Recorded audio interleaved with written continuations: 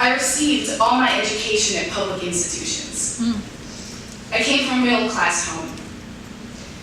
There are times when I sense that others, particularly faculty, but sometimes students as well, sniff a little at the notion that I am merely a public school product. Sure, I sat in a few 200 student classes. In fact, one of the first convinced me of my future profession. I also had a number of small classes, and you know something? I was able to learn in every format.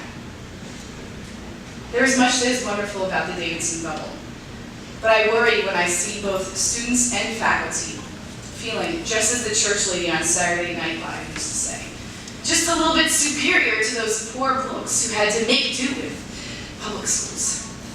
Bless their hearts.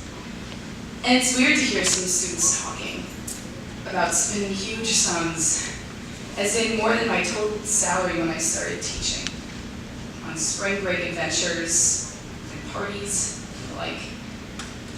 I ache for those of my students who have to think about going out to eat or buying texts or all those expenditures that so many seem to just take for granted. And there are times when I find myself in a curious mixture of envy and annoyance.